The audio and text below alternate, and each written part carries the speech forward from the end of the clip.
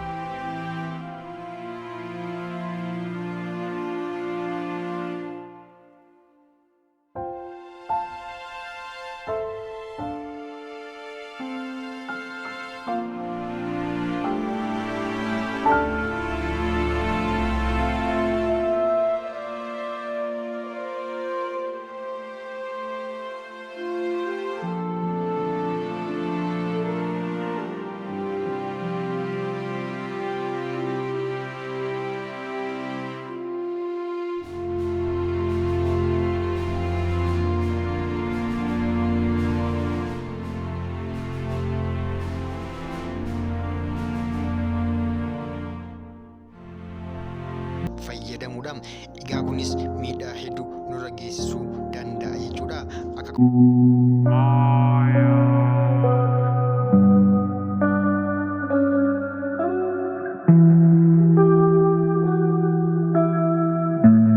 Akkasumas dugdi keenyas dhukkubsachuu danda'a, akkasumas mormi keenyas wanta ta'an irra ga'uu danda'a jechuudha. Hordoftootaa fi kabajamtoota keenya egaa viidiyoo kana waliif sheer gochuudhaan akka wanta kanarraa baraaru isiniin jedha. Hordoftootaa fi kabajamtoota maatiiwwan chaanaalii Oromoo hundi keessanuu yoo nagaa naa tura isiniin jecha